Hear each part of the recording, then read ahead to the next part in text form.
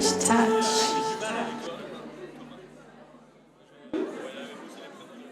Bonjour.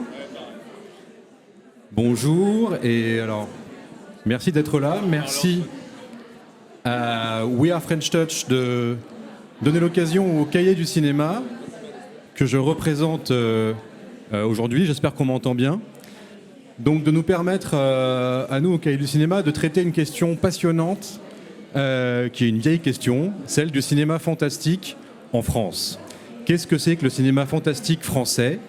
C'est la question du jour, on la pose depuis longtemps. On pourrait remonter évidemment alors, à Georges Méliès, au voyage dans la Lune, et puis même à Jean Cocteau et à La Belle et la Bête, mais plus près de nous, au XXIe siècle. On a vu pas mal de tentatives, de choses qui ont bougé. Les moins de 20 ans ne se souviennent pas du Pacte des loups, qui était un film important, qui était à la lisière comme ça du cinéma fantastique et du film historique, et qui avait prouvé qu'on pouvait faire du cinéma à la fois aimé par la critique, un cinéma populaire, un cinéma qui marche commercialement. Alors cette question, elle s'est reposée plusieurs fois ensuite. Est-ce que pour autant ça a créé une nouvelle vague du cinéma fantastique depuis ? On aime bien au Cahier du cinéma raisonner en termes de nouvelle vague. Alors, est-ce que ça a donné quelque chose ? On a vu pas mal de nouveaux cinéastes émerger. Il y a eu une Palme d'Or il n'y a pas si longtemps, donc en 2021, pour un film d'horreur que certains parmi nous ici connaissent bien, et donc le film de Julia Ducournau, pour ne pas la citer. Alors cette question, aujourd'hui, voilà, on a l'impression que les choses bougent beaucoup et qu'on voit des structures se mettre en place. Cette vieille lune, cette vieille question en fait, du cinéma fantastique français, dans quelle mesure il serait à la traîne par rapport à Hollywood, au cinéma américain ou au cinéma asiatique, en termes de créativité, d'inventivité et aussi de nombre d'entrées. On a l'impression que des structures se mettent en place pour faire bouger les choses. Et alors on pourrait parler de la structure d'une nouvelle commission au CNC, le Centre national de la cinématographie et de l'image animée, qui est réservé au soutien du cinéma fantastique. On pourrait parler de la résidence d'écriture sur film de genre, qui consiste à encourager des projets spécifiquement de genre et donc fantastique. Et voilà, donc on a l'impression que cette vieille lune devient, est en vue, on la voit maintenant. On n'en parle plus, on la voit, les choses bougent. Et alors cette question-là, j'ai envie d'en discuter. On a convié un cinéaste, un producteur et un responsable d'effets spéciaux, de maquillage.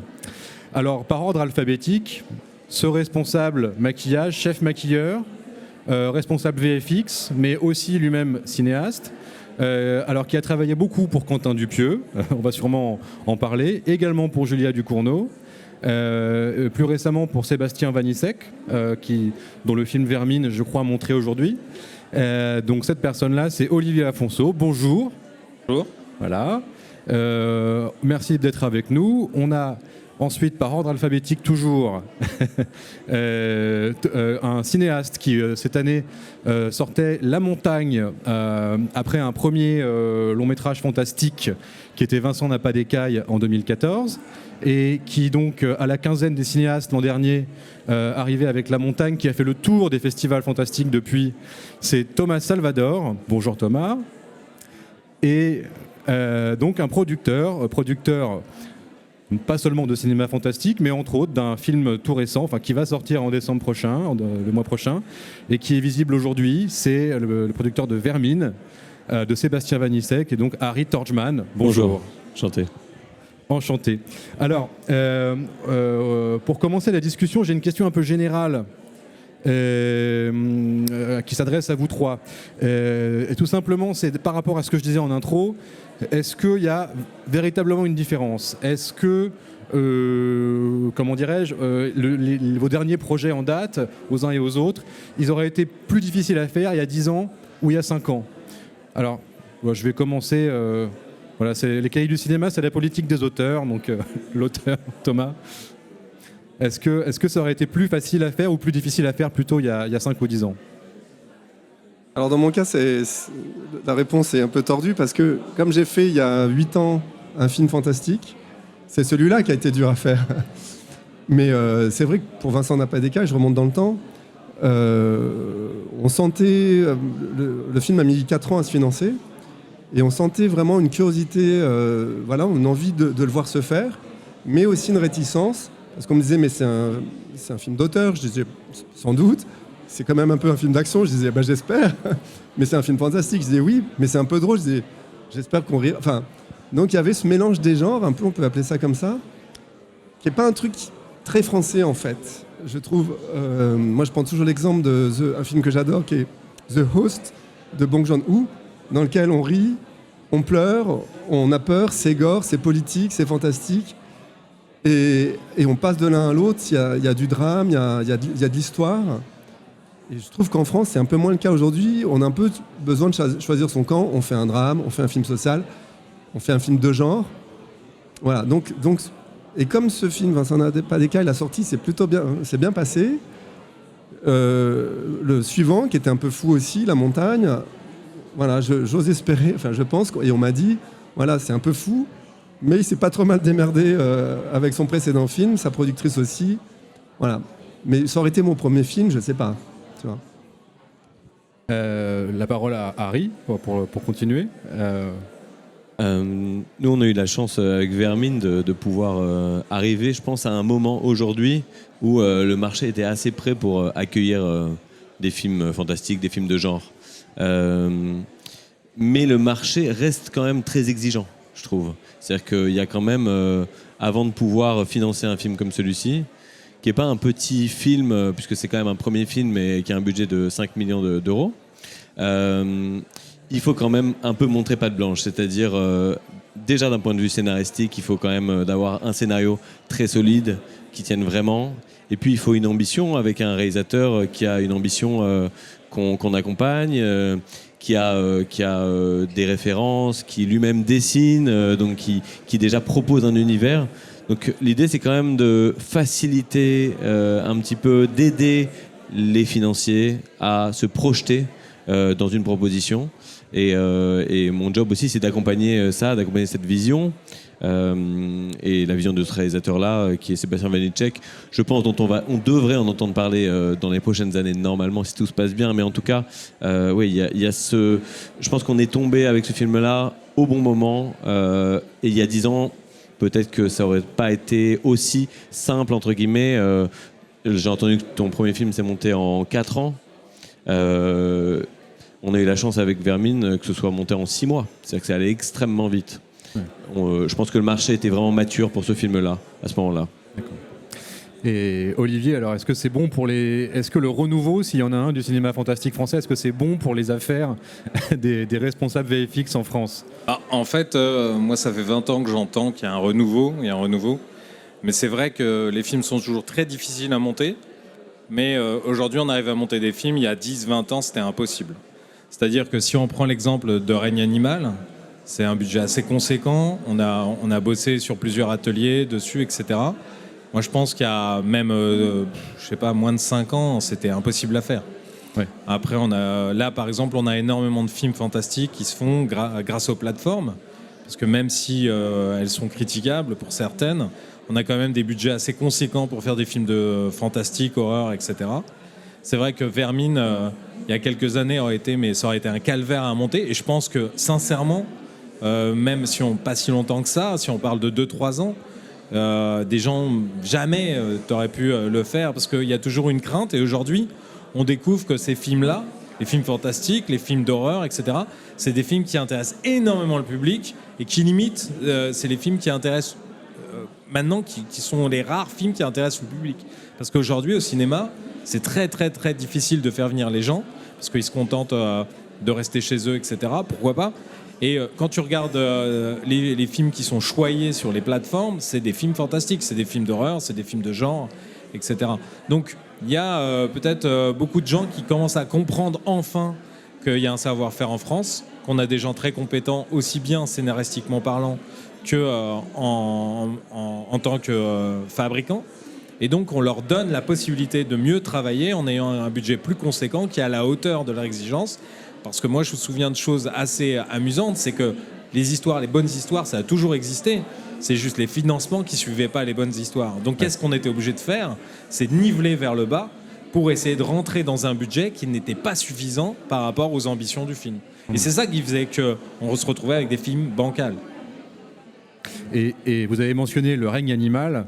On aurait pu effectivement en parler pour illustrer ce que je disais quand même de cette idée de renouveau. Elle vient du fait aussi qu'on voit des films comme Le règne animal de Thomas Caillet qui sont soutenus très haut par Studio Canal qui en a fait on peut dire un blockbuster à la française. Et le film a passé le million d'entrées, donc il y a une réception forte de la part du public. Il y a une question quand on parle de cinéma de genre français, on se pose souvent la question du décor, c'est-à-dire que on a l'impression que l'un des défis, c'est que on n'a pas en France de grands gratte-ciel écrasés qui peuvent être écrasés par Godzilla. On n'a pas de déserts qui peuvent être ensevelis. On n'a pas un décor qui fait américain, qui fait pré-apocalyptique ou post-apocalyptique. Donc on doit composer avec notre décor français.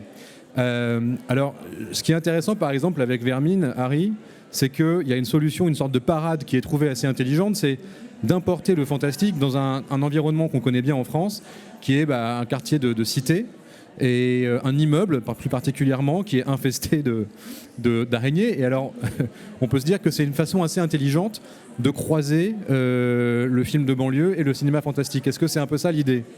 Ouais, c'était complètement ça l'idée. En fait, on voulait essayer de faire ce qui se faisait de mieux aux États-Unis et de mieux en France. L'idée, c'était de faire un film divertissant, mais avec du fond. Donc, on s'est dit assez rapidement, ça c'est le réalisateur et l'auteur qui voulaient déjà parler de ce qu'ils connaissaient. Lui, il vient de Noisy, en fait. Donc, il a placé l'action du film à Noisy. À Noisy, tous les jours, il passait devant ces fameuses grandes tours rondes, les camemberts de Noisy. Et il s'est dit, c'est peut-être ça, en fait, la tour qui m'intéresse de traiter, qui est une forme d'allégorie, en fait. Et l'idée, c'est qu'une fois qu'on a tourné les extérieurs, après on n'est que en intérieur, on est dans cette tour, ça devient un survival parce que la tour elle est mise en quarantaine. Nos protagonistes sont dans la tour avec cette invasion d'araignées qui se développe et qui se pullule complètement, et ils doivent sortir. Et on parlait de production value tout à l'heure. On a très bien pu tourner dans une tour vide, mais là pour le coup c'est aussi une réflexion de production. Moi j'avais à souhait de tout, en fait, de servir la mise en scène au maximum, et pour pouvoir la servir, en fait, il fallait qu'on puisse maîtriser au maximum notre environnement. En fait, on a reconstruit tout en studio, c'est-à-dire que tous les intérieurs ont été faits en studio pour pouvoir maîtriser complètement tous les plans, toutes les possibilités, tous les cadrages, toute la lumière, le son évidemment aussi, pour avoir une production value qui est la plus haute possible. Donc oui, on a recréé notre petit terrain de jeu, et en ouverture du film d'ailleurs, et ça c'est aussi un rappel des films américains qui nous touchent particulièrement. La séquence d'ouverture se passe dans le désert, c'est au Maroc, et vous comprendrez pourquoi quand vous verrez le film, mais voilà, ça démarre quand même avec le plus grand décor ouvert possible. On est dans le désert pour après s'enfermer dans un immeuble, et vous comprendrez aussi pourquoi. Mais oui, l'importance du lieu est considérable, tout à fait. On a besoin de cette dimension spectaculaire du décor naturel, et aussi pour rentrer un peu comme dans certains films des années 80, on voyait cette espèce de malédiction exotique qui venait contaminer la ville, la petite boutique des horreurs, etc. Ouais, complètement. Et même le film de Aja, La colline des yeux, voilà, on démarre comme ça aussi. Ouais, il y a tout un clin d'œil à ce cinéma américain qu'on voulait mettre en place sur ce film. Et alors, il y a une autre stratégie, entre guillemets, je ne vais pas parler de stratégie, mais plutôt une autre idée concernant le décor dans la montagne, évidemment, c'est d'investir tout simplement la montagne, les Alpes françaises d'une autre façon.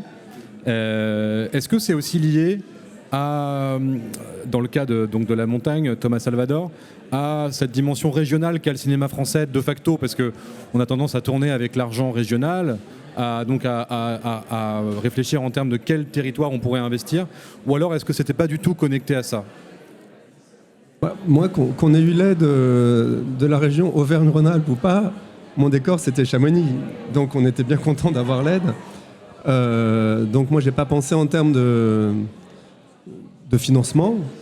Et je sais pas, par contre, je sais pas si on n'avait pas eu l'aide, je ne sais pas ce qu'on aurait fait parce que quand même tourner en haute montagne, ça coûte un peu cher.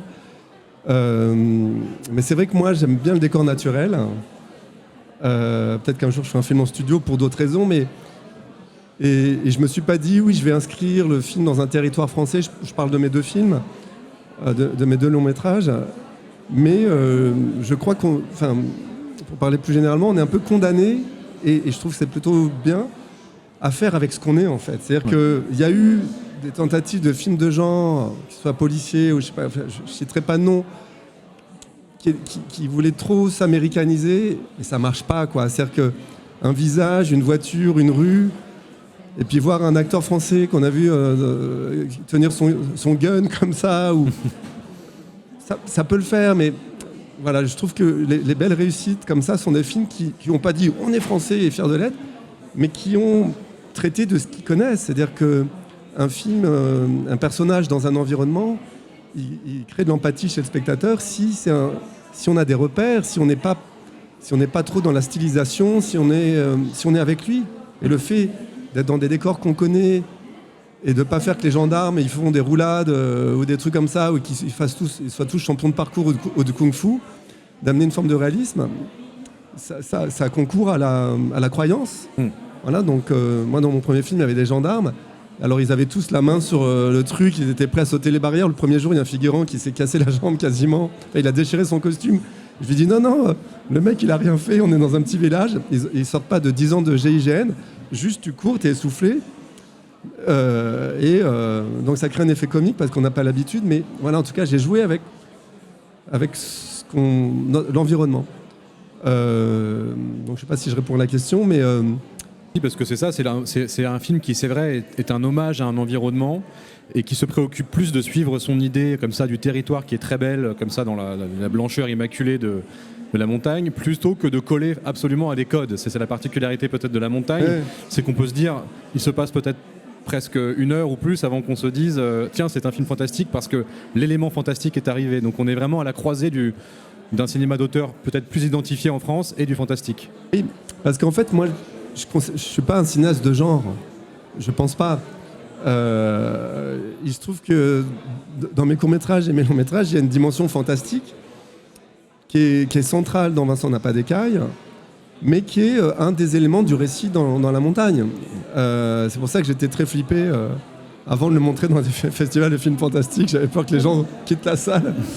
Mais voilà, donc moi, c'est pour ça que j'ai cette réponse aussi par rapport au territoire et au décor et c'est que voilà, je fais pas des films de genre, je fais des films fantastiques par définition, mais Et alors justement sur cette... Oui.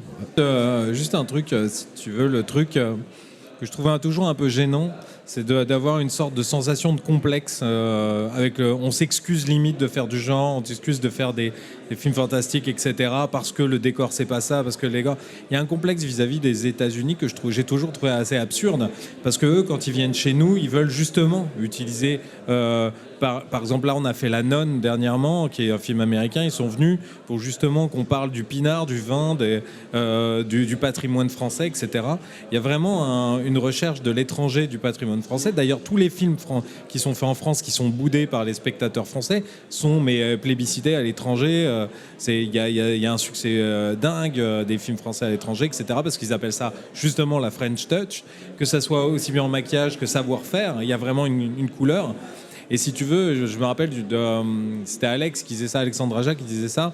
Il disait le problème, c'est que les gens ont besoin de croire que c'est possible, et quand ça se passe à côté de chez eux, ils y croient pas. Mais en fait, je trouve ça... Aujourd'hui, c'est plus du tout d'actualité, parce que justement, le fait de tourner à la montagne, etc., et de donner l'impression, ou soit dans un immeuble à côté de chez toi, et de te dire ça peut arriver à côté de chez toi, là, d'un coup, ça devient intéressant, parce que là, ça devient flippant. Et si vraiment tu fais l'effort d'aller voir le film, moi, je crois que la nouvelle génération, la génération, par exemple, de mes fils, ils n'ont plus de problème avec ça. C'est plus un problème de croire. On n'a plus besoin de voir des gratte-ciel pour y croire, etc. Au contraire, c'est le fait que ça devienne de plus en plus intime. Et ben c'est là que ça devient de plus en plus flippant. Quand ça devient proche de toi, c'est juste que ce qu'on nous a donné à manger dans les années 80, qui étaient des trucs surdimensionnés, Et ben au bout d'un moment, on a fait le tour et aujourd'hui, on revient à des trucs beaucoup plus recentrés comme Vermine par exemple ou La Montagne. Et là, ça devient séduisant. Et c'est pour ça que le public aujourd'hui, ces films rencontrent un succès parce qu'on a envie de ça. On a envie de retrouver cette intimité que justement la France permet.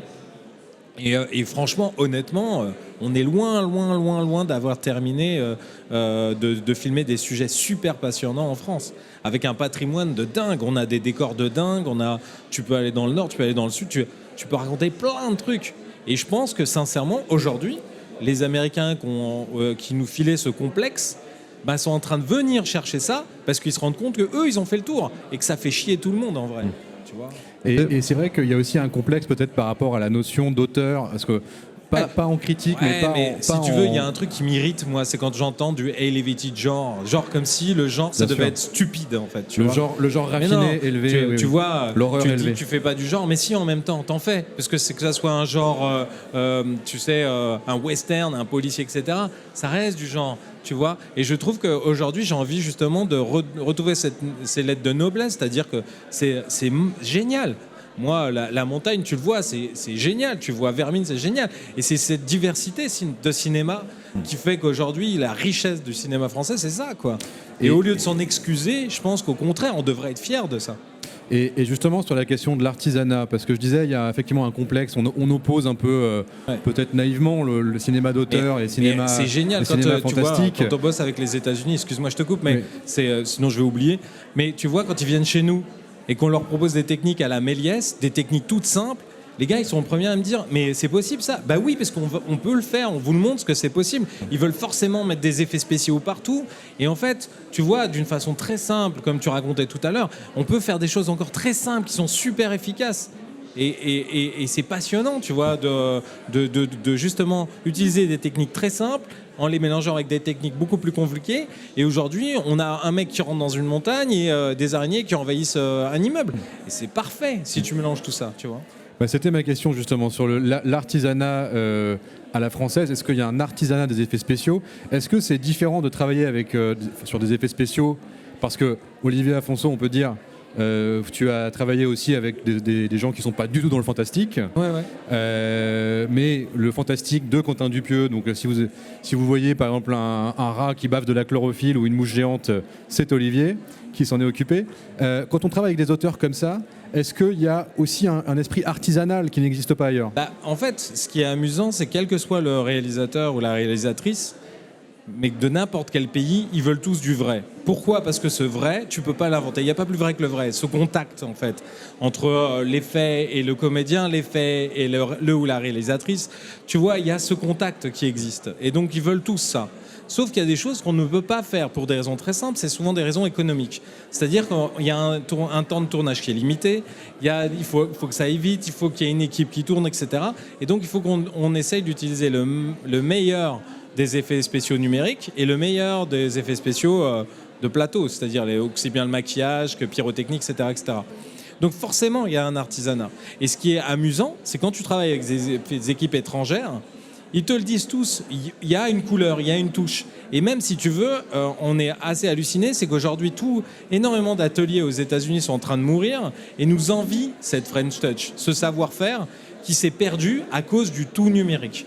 Et ce qui est marrant, c'est qu'en France, on a l'effet inverse, c'est que le numérique vient nous voir pour qu'on collabore à quelque chose de nouveau, où on pourrait mélanger les techniques artisanales avec les nouvelles technologies comme par exemple l'intelligence artificielle, qui en étant utilisées de la bonne façon, on pourrait faire des films de façon beaucoup plus intelligente et proposer avec des budgets qui sont ce qu'ils sont, tu vois, des choses beaucoup plus percutantes et qui seraient plus proches de la vision d'un réal ou d'une réalisatrice, tu vois.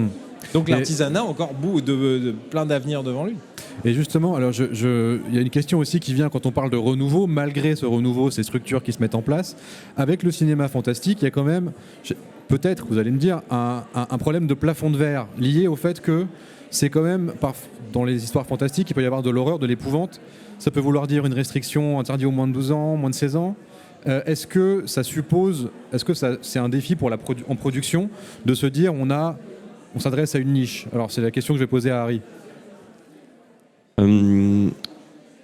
C'est un défi en fait. C'est vrai que c'est un défi d'essayer dépasser ce plafond de verre, de le casser, de le briser. Oui, en France, les films d'horreur, les films fantastiques, on va dire les films d'horreur pour le coup, plus précisément, dépassent rarement les 200 000 entrées, on va dire. Vraiment, c'est le plafond de verre qu'on espère tous exploser. Ça va arriver. Je pense que il y a une ambition aujourd'hui qui est une ambition un peu différente. Enfin, je parle vraiment pour moi, mais une ambition de divertissement avec du sens, très assumé.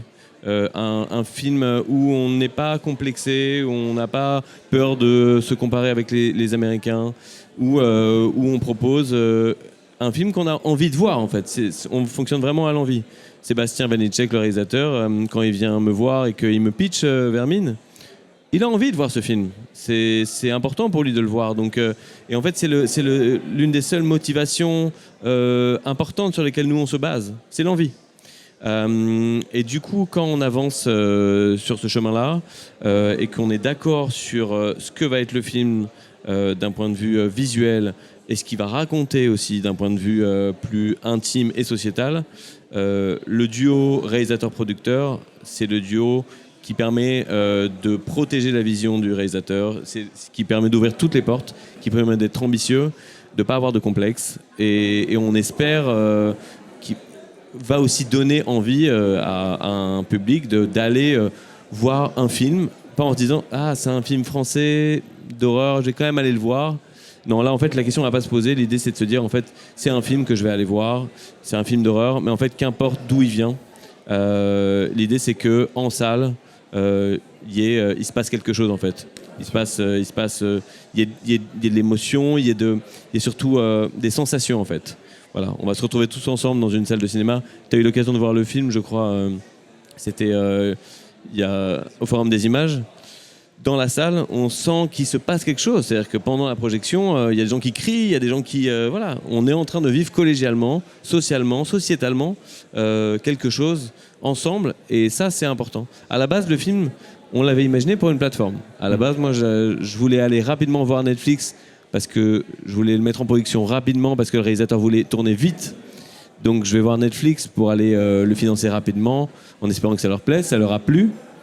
On développe le script, on leur montre le script, ils aiment le script, et c'est Netflix eux-mêmes qui nous disent ça doit être un film de cinéma, c'est un film de salle. Parce qu'en fait, donc c'est quand même assez rigolo quand même de se dire que c'est grâce à Netflix qu'on fait un film de cinéma, c'est quand même assez cool. Mais je crois parce qu'ils ont capté que, ils nous ont dit non mais les gens vont le voir sur leur téléphone, ça n'a pas du tout le même impact qu'ensemble dans une salle, ça ne va pas avoir la même aura pour ce film-là en particulier. Donc le financement s'est ouvert, des distributeurs, des vendeurs internationaux, d'autres chaînes aussi évidemment. Et on a pu monter ce film-là au cinéma aussi grâce à Netflix, ce qui est quand même cool. Et alors, cette question de l'horreur, de l'épouvante, elle se pose différemment pour Thomas Salvador, parce que c'est pas vraiment votre obsession. Je veux dire, vous n'êtes pas sur un territoire de la sanguinolence et Encore. Pas encore. Et pour l'instant, il n'y a pas de zombies. Enfin, j'ai pas remarqué dans la montagne. Alors ça, c'est assez amusant parce que on en parlait tout à l'heure des festivals de genre. On s'attend à ce qu'il y ait un public très pointu qui, lui, alors peut-être s'attend, comme on pourrait penser à Gérardmer, le festival de Gérardmer. On pourrait penser au festival de Paris, le PIF, Paris International Fantastic Film Festival, où les gens sont habitués comme ça à cette dépense de gore, etc. Or, la montagne, c'était pas du tout ça. Et néanmoins, le public a été très réceptif. Il y a eu des prix. Prix du public. Le prix du public.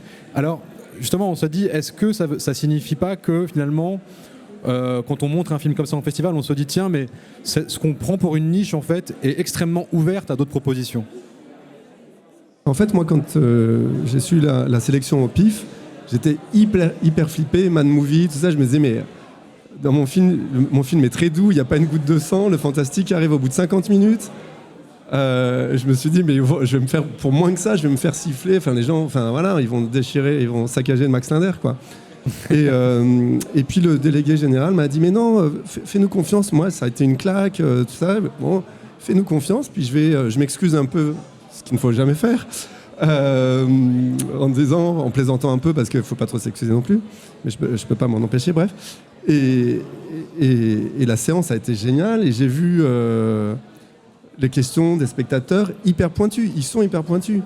Mais effectivement, et après, donc ça m'a rassuré pour Gérard May, où là il y a 700 personnes déguisées en zombies, tout ça, je me suis dit, rebelote, là je me suis pas excusé. Et ça s'est super bien passé. J'ai parlé avec des jeunes, des moins jeunes, voilà, avec des maquillages de zombies, de tout ça, qui avaient été touchés par le film. Et justement parce que contrairement peut-être au premier film, qui était en plus qui pouvait souffrir d'une comparaison délirante, c'est que c'était présenté comme un film de super-héros, mon premier, avec 1,4 million, quoi, dans Les Gorges du Verdon, avec moi, Toukas, qui joue le super-héros. Mais il faut assumer, en fait. Et je pense que si on assume son désir et qu'on ne se pose pas la question de la comparaison, de oui, mais eh ben, c'est comme ça qu'on fait le meilleur film, qu'on fait un récit qui nous touche, avec de l'intime. Et si c'est bien foutu, le spectateur, il s'intéresse. Et je reviens aussi sur le territoire, tout ça. C'est parce qu'il y a un environnement qu'on connaît, une grammaire cinématographique qui nous est propre, que quand le fantastique arrive, normalement, il n'y a pas de problème, quoi. On se dit pas ah bah c'est fantastique, ah bah non, pas un film. On est pris dans le film. Et moi, pour La Montagne, l'affiche, il y avait une tagline tout quitter pour enfin vivre. Enfin bref, on n'a pas survendu le fantastique. Et j'ai eu plein de dames, de gens qui disaient ah, on a été surpris, mais parce que nous on n'aime pas le fantastique, hein, ça fait trop peur, tu vois. Mais voilà, mais on était bien, on a suivi le mouvement et parce que la chose est assumée, en fait, quoi. Et je reviens un petit peu en arrière sur... Je pense qu'il y a un double mouvement sur ce qu'on raconte, sur ce qui fait qu'il y a une émergence aujourd'hui et des possibilités, voire des succès. C'est qu'il y a une lassitude du gigantisme. C'est-à-dire que moi, j'entends même des jeunes qui disent on va plus voir les Marvel, quoi. C'est-à-dire que les acteurs n'y croient plus. Même quand c'est New York, c'est tourné en studio, il n'y a pas une vraie rue, quoi. Et donc, pour faire mieux que le film d'avant, le héros, le monstre, il a plus de tête, il a plus de pouvoir, où les héros sont plus invincibles, comme ça les bagarres durent plus longtemps. Mais t'as des mecs invincibles qui se tapent dessus pendant 25 minutes, en fait, ils sont invincibles, donc l'empathie, elle fait plouf, quoi. Et dans le même temps, les gens retrouvent le plaisir de Carpenter, quoi, tu vois, ou de Verhoeven, de Cronenberg. C'est-à-dire que sans gigantisme, dans l'intime, et même si on voit un peu les collures ou les ficelles dans les films de Tuyark, les premiers, on préfère voir Jet Li qui saute sur un mât de bateau et on voit un peu les câbles qu'un acteur qui est doublé pour la moindre cascade par un avatar numérique. Et parce que les gens le ressentent. Moi, c'était ça mon pari dans les films. On me disait, mais pourquoi il saute que à 3 mètres de haut ? J'ai dit, parce que ça, je vais savoir faire avec des trampolines et des bascules coréennes. Plus, ça va être de la 3D, je vais m'emmerder, je vais découper. Et on va perdre cette sensation de réalisme. Ouais. Et je pense qu'il y a un désir de retour à ça aussi, de l'artisanat, mais c'est pas péjoratif. Moi, les effets spéciaux sont super artisanaux dans mes films. Et j'ai parlé dans le monde entier à des gens qui ont halluciné. Puis quand je racontais comment ils faisaient, ils ne le croyaient pas, tu vois, parce qu'on était à 8 dans une salle des fêtes. Ouais. Mais en se posant ces questions de la magie de la lumière, de la matière, et on peut faire 1000 choses avec ça. Mais justement, cette question de ne pas jouer le fantastique, la carte du fantastique au moment de la promotion, on constate ça parfois, et je pense au Règne Animal par exemple, qui n'a pas joué cette carte-là, aucun festival de genre, pour éviter de dire, voilà, c'est un film, ce ne serait que fantastique, entre guillemets. Alors, la question que je me pose, c'est est-ce que par moment... Voilà, il y aurait, on parlait tout à l'heure de plafond de verre, mais plutôt, non pas un plafond de verre, mais une réticence institutionnelle. C'est la question que j'allais poser à Olivier. Ouais, au niveau des effets spéciaux, par exemple, est-ce que parfois on est obligé de dire on va faire moins sanglant parce que le producteur ou un des financiers a peur que ce soit... C'est sûr que moi j'ai été souvent confronté à ça, cette crainte de trop mettre le point sur le genre, et il faut toujours mettre en avant aussi que ça reste intelligent, que ça reste... des sujets de société, que ça reste machin. Mais en fait, si tu prends les premiers films fantastiques, même Godzilla, c'était une excuse pour parler de la situation, la famine dans le pays.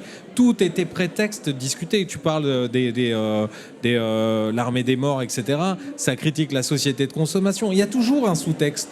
Ça a toujours été des films qui critiquaient des situations et qui poussaient un peu le sujet un peu plus loin. Tu commences à avoir des films fantastiques et des films d'horreur qui sont des films écologiques. Parce qu'il parle de l'écologie, qui parle de tout ça. C'est toujours très en avance. C'est pour ça que c'est pas surprenant de trouver des spectateurs pointus, cinéphiles, qui vont aimer aussi bien La Montagne que Vermine. C'est logique. Parce que c'est des gens qui sont gourmands de cinéma et qui sont gourmands de tout, qui ont un panel énorme. Et c'est pour ça que c'est assez intéressant. Et c'est vrai que quand on tombe sur des productions, et je ne vais pas les citer, ou quand tu commences à faire un film avec des zombies ou autres, et que tu sens qu'ils sont gênés, qu'il ne faut pas trop les montrer, etc., et ben, qu'est-ce qui se passe ? Et ben, je pense qu'ils se tirent une balle dans le pied. Parce que ceux qui n'aiment pas ça, de toute façon, qu'il y en ait 1 ou 1000, bah, ils n'aiment pas ça. Et ceux qui aiment ça, s'il n'y en a pas, bah, ils vont être frustrés. Et c'est ça le problème, tu vois. Et après, c'est vrai que, comme disait Thomas, ce qui est intéressant aujourd'hui, et je pense qu'on est d'accord aussi, c'est que moi, je dis souvent aux réals, j'adore accompagner les réals pour leur premier film. Et moi-même, ayant réalisé quelque chose de ma toute petite expérience, je dis il faut faire attention à une chose. C'est pas parce qu'on peut le faire qu'on doit le faire. Parce qu'il faut être égoïste avec tout ça. Pourquoi ? Parce que cette frustration qu'on va créer chez le spectateur, ça va donner les mêmes sensations qu'on avait ressenties en regardant Les Dents de la Mer, etc. Et aujourd'hui, à trop montrer, eh ben, on crée une espèce de dégoût. Et j'appelle ça l'effet page blanche. Tu vois, si tu as une page blanche, tu n'as rien. Mais si tu en as trop, c'est comme si tu n'avais rien. Et savoir gérer ça, savoir travailler avec des réalisatrices ou des réalisateurs, savoir travailler avec d'autres techniciens et trouver la bonne mesure. Et quand en plus tu as un prod qui aime ça, qui a envie de ça, que ça soit pour Grave, que ça soit pour Vermine, que ça soit pour d'autres, où tu sens que les prods ont envie et qu'ils assument ça, et ben forcément ça fait des films de qualité. Pourquoi ? Parce que comme tu disais, c'est des films qui sont faits avec l'envie. Et l'envie, si elle est sincère, le spectateur le ressent, et forcément tu as un succès. Et forcément. Et c'est vrai que le succès qui passe que par la salle, moi j'ai toujours du mal avec ça, parce qu'un film c'est tellement plus que juste la salle. C'est triste, mais aujourd'hui, les salles, bah ça, c'est galère, quoi. C'est galère, les salles, aujourd'hui. Même n'importe quel film, et galère. Même avec une palme d'or, on peut citer Titan, dont je bien parlais, sûr, qui a eu la palme d'or, mais qui a fait 300 000 entrées. À côté de ça, tu as des films qui vont cartonner, tu sais pas pourquoi, et d'autres qui sont obligés de cartonner, qui cartonnent pas. Mais moi, j'adore cette diversité de toute façon, et c'est ça qui est génial. Quand je pense sincèrement, si un prod, une prod, ou une réal, et une équipe hyper sincère, forcément, ça va se sentir. Et Harry, sur la question je parlais de réticence un peu institutionnelle, par exemple, l'idée que le genre est une case dans les festivals, on va dire hors Gérardmer, festival de genre, c'est une case qui a la place pour un film, par exemple, à la quinzaine, peut-être 1 ou 2 en officiel. Pour les chaînes aussi, c'est une case. Est-ce que c'est quelque chose qui est un peu parfois décourageant, ou au contraire, il faut essayer de s'immiscer dans la case ? En France, c'est vrai que pour Vermine, on est peu sélectionné dans des festivals hors genre. Ce qui est très paradoxal, parce que dans d'autres pays du monde, et en particulier en Italie et à Venise, on a été sélectionné à la Semaine de la Critique. On est le film de clôture de la Semaine de la Critique de la Mostra de Venise, donc, et on est un film d'horreur. En fait, la sélectionneuse, elle a capté le message du film. Oui. Elle dit, mais en fait, l'horreur, c'est juste un support. Je comprends la nécessité de parler de ce sujet politique très actuel. Et en fait, je le mets à cet endroit-là parce que c'est aujourd'hui très important pour nous, en Italie, l'extrême droite au pouvoir, de parler. Donc il y avait un souhait politique. Donc ils se sont pas fermés à la question du genre. Ils ont vu un film, en fait. Il y a du genre, mais ils ont vu un film avant tout. Ça, c'est très fort. Après, pour tout ce qui est français, malheureusement, on a été très peu aidé par l'argent public, en fait. On n'a eu ni CNC, ni la région Île-de-France. On n'a eu rien eu, en fait. On a eu quasiment que de l'argent. On a eu que de l'argent privé. La seule aide qu'on a eue, c'est la CVS, qui est l'aide aux effets spéciaux du CNC, qui est présidée par Alexandre Aja, qui est le réalisateur français le plus américain, qui a quand même une vision du cinéma assez ouverte et qui veut soutenir aussi les jeunes réalisateurs, jeunes réalisatrices dans leur premier film. Mais mis à part ça, on n'a pas eu d'argent public. Donc, oui, c'est difficile. En France, c'est difficile. C'est encore difficile, mais on espère que film après film, projet après projet, les mentalités vont évoluer, les financiers vont ouvrir leur spectre et se dire peut-être que ça peut fonctionner, peut-être qu'on va pouvoir mettre plus d'argent pour ce type de film-là. Et oui, on est là pour pousser ça à fond. Et est-ce que là, il y a un intérêt à se spécialiser, c'est-à-dire à ce qu'il y ait des boîtes de production qui soient plus spécifiquement concentrées sur le fantastique, comme ça peut exister à Hollywood. On peut penser à Blumhouse Productions, par exemple, de Jason Blum, qui est vraiment spécialisé là-dedans, avec des cinéastes comme James Wan, voilà, qui est découvert avec les Saw, les Conjuring, etc. Est-ce que en France, on va assister à ça? Est-ce qu'on assiste déjà à ça? Il y a eu, je crois, une initiative déjà qui s'est montée avec un appel à projet. Et je crois qu'il y a...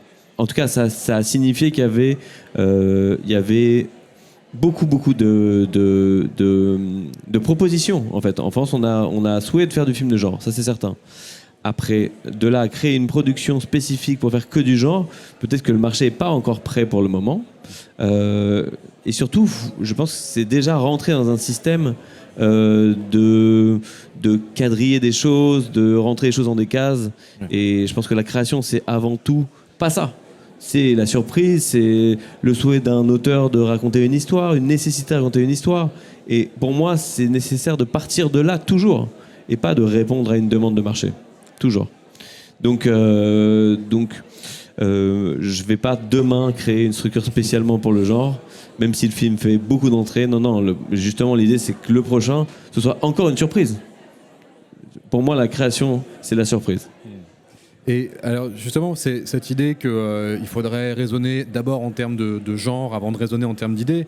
C'est vrai que je ne saurais qu'abonder dans ce sens-là. C'est vrai qu'on va d'abord se poser la question d'un projet esthétiquement. Mais c'est vrai que du côté spectateur, là, si vous raisonnez un peu en termes en tant que cinéphile, gens qui allaient au cinéma ou qui voyaient des films, est-ce que vous avez l'impression qu'aujourd'hui, on a quelque chose qui est... c'est un peu la question conclusive pour ramasser un peu tout ça. Est-ce qu'on a un sous-genre qui se serait créé, un genre qui serait le cinéma de genre français, ou alors tout simplement est-ce qu'il y a plus de films de genre? La question que je pose en fin de compte, c'est est-ce que finalement on ne se rend pas compte qu'il y a aucune incompatibilité de fond entre le genre et le fantastique en fait, puisqu'il y a plus de films de fantastique qui se font. Donc vous, en tant que spectateur, quel est votre sentiment par rapport à ça? Est-ce qu'on a un cinéma de genre français aujourd'hui comme genre, ou simplement les gens qui ont envie de faire du fantastique en France y arrivent plus facilement? Thomas? Non, je pense pas qu'il y ait d'école ou de... Je pense qu'il y a un mouvement, parce qu'on voit, moi j'interviens souvent dans des écoles, à la FEMIS ou ailleurs, et j'ai l'impression qu'il y a un étudiant sur 2 sur 3 en projet de film fantastique, quoi. Bon, peut-être j'exagère un peu, mais je pense qu'il y a beaucoup de gens ont la sensation que le cinéma français, dit classique, voilà, même déjà Truffaut le critiquait, a fait 100 ans, et peut-être on se rappelle un peu notre âme d'enfant que le cinéma, ce qu'on aime y voir, en tout cas moi c'est ce que je vois pas dans mon quotidien en fait. Alors j'adore les Frères Dardenne, j'adore plein de cinéastes qui traitent la société de manière presque parfois descriptive, tout ça, frontalement politique. Mais voilà, moi ce qui va m'exciter vachement à aller voir, c'est un film où je vois dans la bande-annonce, où je chante dans des photos, que je vais voir des choses que je vois pas tous les jours. Et d'ailleurs, moi, je fais des films, je suis excité à l'idée de les faire parce que voilà, je vais aller en haute montagne, on va trouver des trucs, où je vais inventer des machines pour nager comme un dauphin.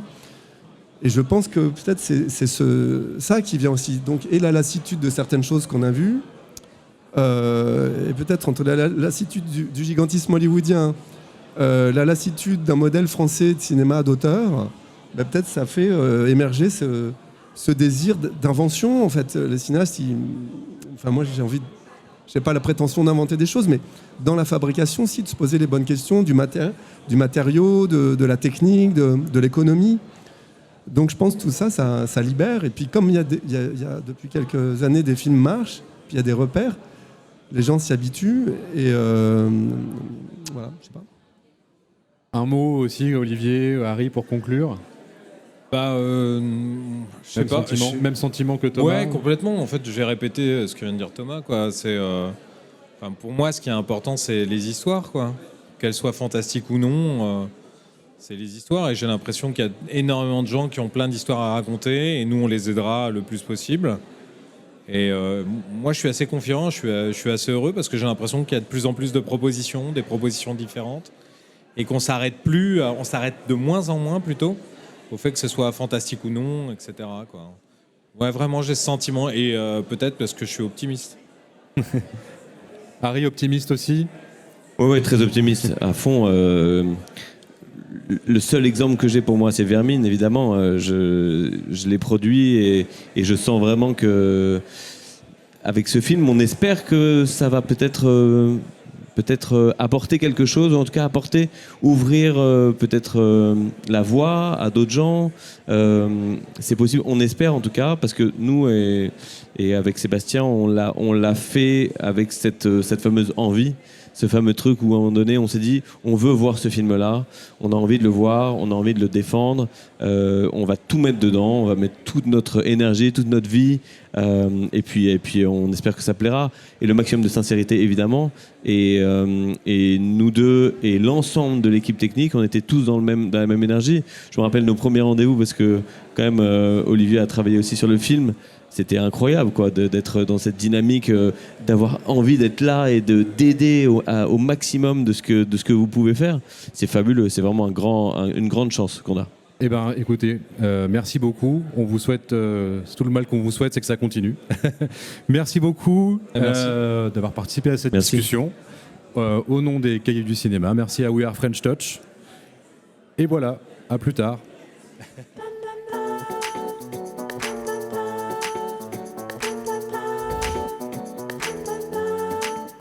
French touch.